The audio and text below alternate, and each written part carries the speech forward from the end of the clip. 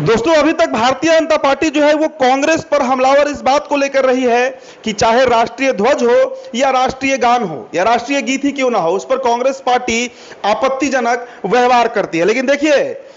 बांकीपुर में जिस तरीके से बीजेपी को बड़ी चुनौती प्रशांत किशोर ने दिया, प्रशांत किशोर ने हराया, क्या वही चीज कुम्हरार में दोहराया जाना है? दरअसल कुम्हरार में भारतीय जनता पार्टी के विधायक हैं संजय गुप्ता है, और 15 अगस्त के दिन जिस तरीके से संजय गुप्ता ने व्यवहार किया उसको लेकर अब कुम्हरार की जनता खासी आक्रोश में दिख रही है। देखिए, दरअसल 15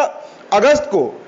स्वतंत्रता दिवस था और उस दिन झंडोत्तोलन का कार्यक्रम था जिसमें कई जगहों पर संजय गुप्ता को बुलाया गया था।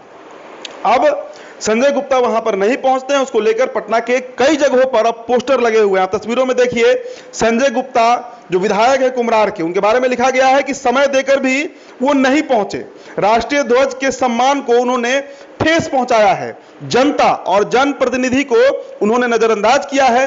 क्या जन सेवक है वो या जनता के साथ ये विश्वासघात है? इस तरीके की बातें जो है वो पोस्टर में देखने को मिल रही है। पटना के अलग अलग जगहों पर कुम्हरार से लेकर इनकम टैक्स चौराहे तक, यानी पूरे पटना में इस तरीके के पोस्टर से पाट दिया गया है। दरअसल 15 अगस्त को संजय गुप्ता कई कार्यक्रमों में उनको पहुंचना था, उनका शेड्यूल था, लेकिन इसके बावजूद कई जगहों पर वो नहीं पहुंचे, जिसको लेकर वहां का जो लोकल जनप्रतिनिधि है, जैसे देखिए सतीश गुप्ता वार्ड नंबर 47 कुम्हरार में पड़ता है, वहां के पार्षद हैं, उन्होंने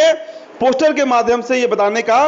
काम किया है कि समय देकर वार्ड 47 के इंतजार करते रह गए पार्षद सतीश गुप्ता, लेकिन वहां पर संजय गुप्ता जो है वो नहीं पहुंचे हैं। तो एक तरफ बांकीपुर भारतीय जनता पार्टी हार चुकी है, पटना उनका गढ़ रहा है, और अब जो तस्वीरें निकलकर सामने आ रही हैं, ये साफ संकेत है कि कहीं ना कहीं कुम्हरार में भी अब जो विरोध है, जो भारतीय जनता पार्टी के खिलाफ बांकीपुर में माहौल दिखा था, क्या वही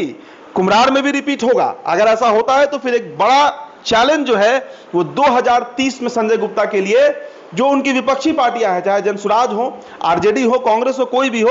वो खड़ी हो सकती है। क्योंकि देखिए,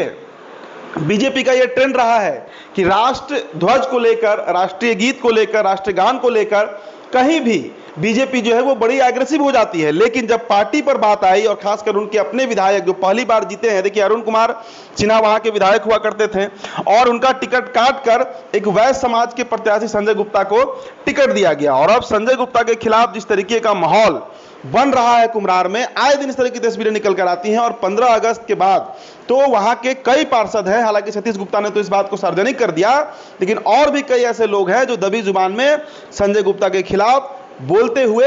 सुने जाते हैं। तो अब बीजेपी इस पर क्या एक्शन लेती है, ये देखने वाली बात होगी। फिलहाल दोस्तों, इस खबर में इतना ही। बहुत बहुत शुक्रिया।